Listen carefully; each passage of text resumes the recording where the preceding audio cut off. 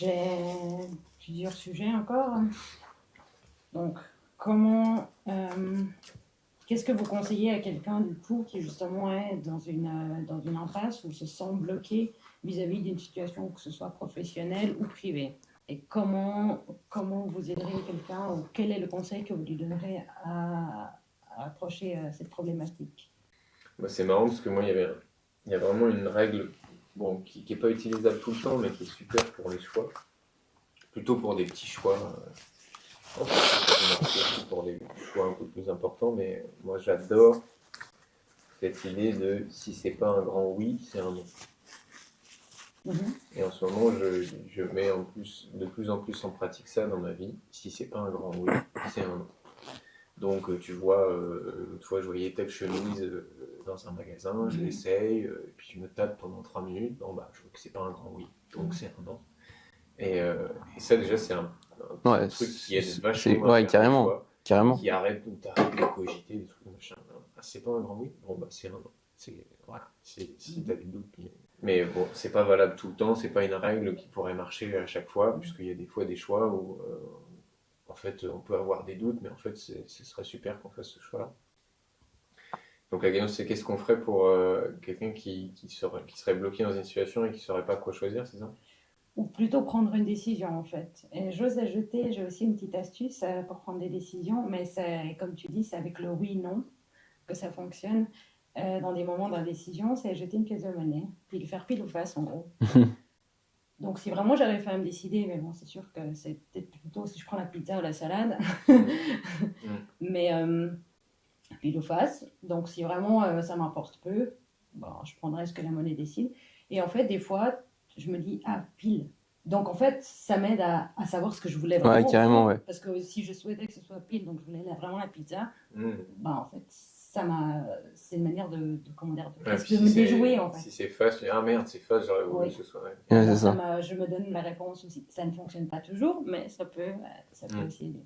Ouais, Ah, j'aime bien je ça. connaissais pas cette. Je connaissais pas et j'avais peur que tu dises ouais, on fait pile ou face, si on laisse le destin ou le truc choisir. Mais j'aime bien ce truc de je lance la pièce et si ça tombe sur pile, bah et que je me dis avant que ça tombe, ah j'espère pile entre guillemets, j'aime bien ça. Ça peut être sympa. Mais donc, oui, pour la décision, ce serait plus faire un choix. Par exemple, on va prendre un truc aussi très commun. Je ne suis pas heureuse dans mon travail, j'aimerais faire autre chose. Donc, je suis consciente que ça ne me convient pas, mais en fait, je ne sais pas dans quelle direction aller, je ne sais pas quel choix faire. Donc, c'est vraiment ce genre de décision qui, de un, c'est pas juste une pizza, c'est plus important. Ouais. Et il y a la part de oser. Je pense que quand on le sait, j'aimerais devenir masseuse, donc de me lancer et de commencer les démarches. Mais après, c'est aussi, ça peut être plus de se sentir un peu perdu, en fait, de ne pas vraiment savoir ce qu'on veut. Et qu'est-ce que vous conseillez à ce genre de personnes? Bon, moi j'ai envie on peut la prendre par plein de bouts ta question, parce que la question du choix, on pourrait faire 2 heures là-dessus, et c'est une problématique qui revient souvent, moi qui a été une problématique et qui est toujours parfois une problématique de qu'est-ce que je dois choisir, de j'arrive pas à faire des choix. Pour moi, l'obstacle numéro un, c'est de croire que nos choix ils sont définitifs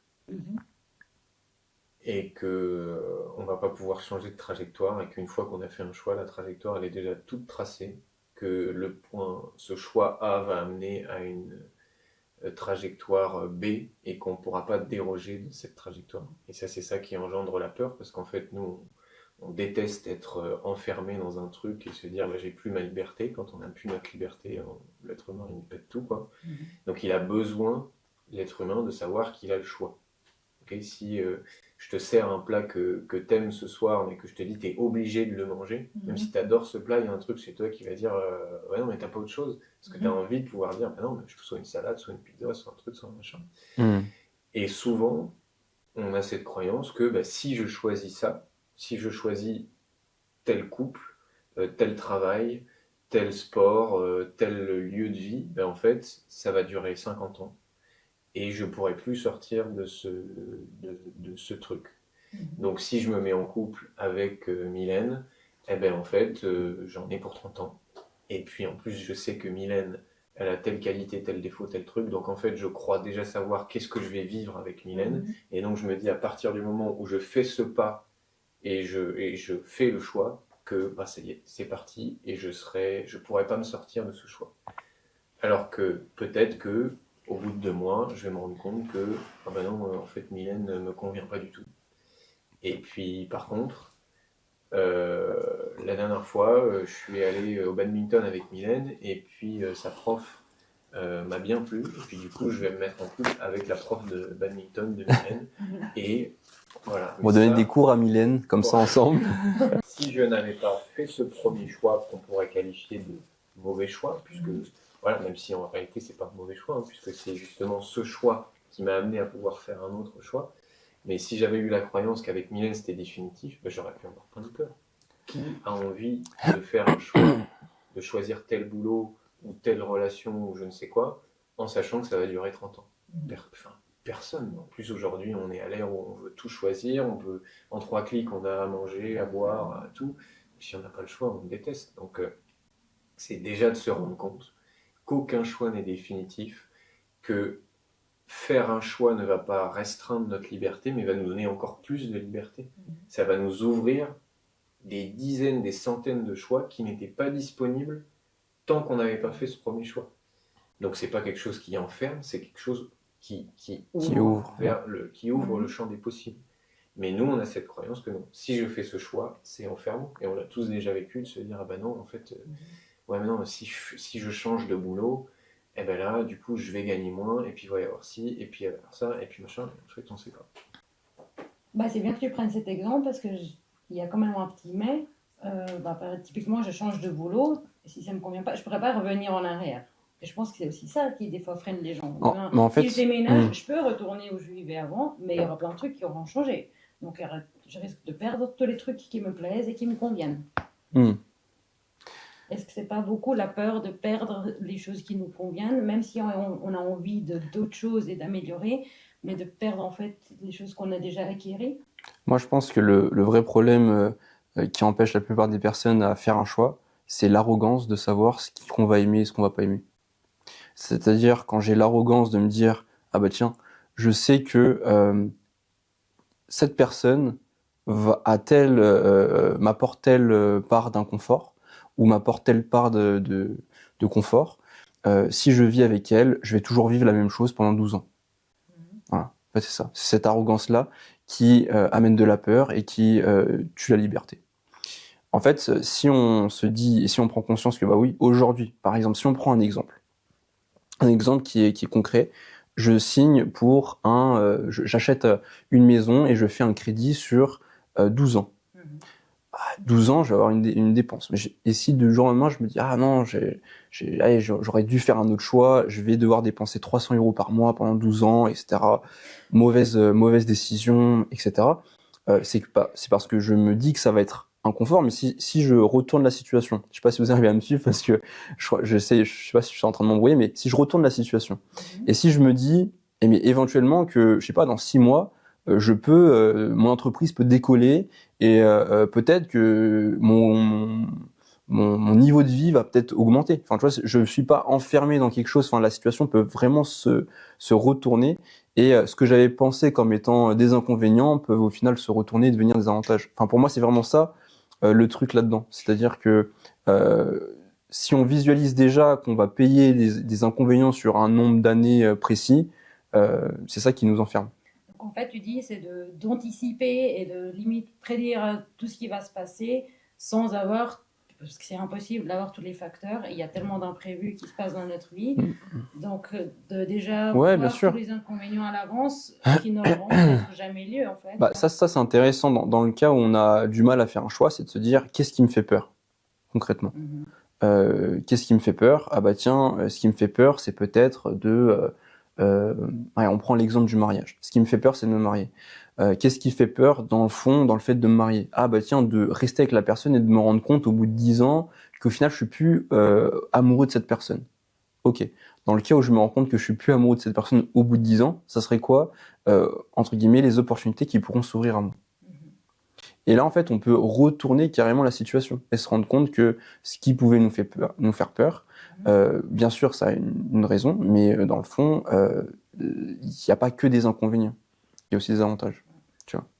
Si je peux rebondir sur ça, parce que là, Théo, il est vraiment en train de parler du flou qui peut engendrer la peur. C'est des peurs qui sont inconscientes. C'est en fait, ce qu'on dit souvent, c'est « Ah oui, mais moi j'ai peur de l'inconnu ». Mais après, c'est faux. Ouais, c'est faux. Tu n'as jamais peur de l'inconnu. Personne n'a peur de l'inconnu. C'est ta peur de ce que tu imagines inconsciemment qui pourrait arriver. Mais souvent, c'est pas conscient.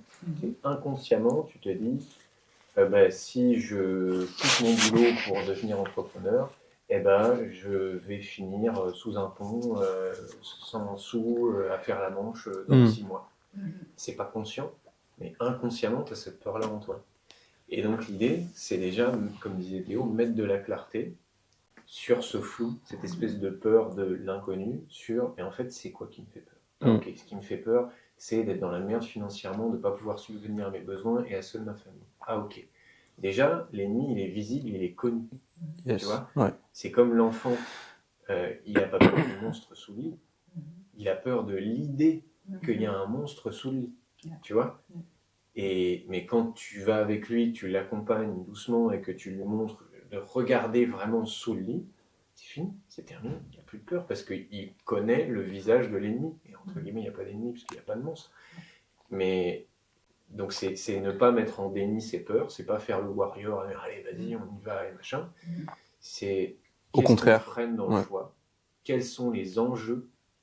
Moi j'ai vécu des situations où je suis resté sur un non-choix pendant des années. Je ne prenais pas le choix, prenais pas la décision, parce que j'avais pas mis de la clarté sur, mais j'avais peur de quoi? C'est quoi les enjeux? C'est important, tu vois, d'admettre et de ne pas mettre en déni les peurs qu'on pourrait avoir, même si elles sont complètement irrationnelles, pour qu'on, ah ok, j'ai peur de ça, et éventuellement après, quelles sont les stratégies que je peux avoir pour pallier à ça. Ah ben ok, du coup, pour pas être sans le sou, je vais, j'en sais rien, je vais diminuer mes dépenses pendant 6 mois, et comme ça, je saurai que j'ai le minimum vital pour assurer mes dépenses. Est-ce que le risque du non-choix engendre est-ce que le fait de ne pas prendre de décision risque d'engendrer qu'au bout d'un moment, on n'a plus le choix aussi? Est-ce que la vie, des fois, tu peux choisir entre A et B, et en fait, à force d'avoir attendu, repoussé par peur, ouais, carrément. au final, tu peux plus prendre, il ne reste plus qu'un, en fait. Ouais, carrément. Ouais, ça arrive assez souvent. Et ce qui est cool, c'est que justement, la situation A aurait pu nous faire peur, mais en ayant trop attendu, justement, on va vivre la situation A et on va se dire, tiens, si j'avais pris une décision plus vite, donc voilà, il y a une invitation à la vie à aussi prendre des décisions rapidement, plutôt que de laisser la vie décider, parce qu'on a horreur de ça, que la vie décide à notre place. Et aussi là-dedans, c'est que éventuellement, la situation A aurait pu me faire peur et m'effrayer, mais en la vivant, parce que j'en ai pas le choix, au final, je peux aussi y trouver des opportunités. Et c'est là-dedans que justement, je trouve qu'il y a aussi une belle leçon pour l'avenir. C'est à l'avenir, quand on va avoir à la fois 2 situations et qu'on va hésiter, dans le fond, on va se dire, allez, tu sais quoi, je peux faire ce que j'ai envie. Je peux moi-même décider, parce que dans tous les cas, je sais que voilà, il y a du bon et du moins bon partout, quoi.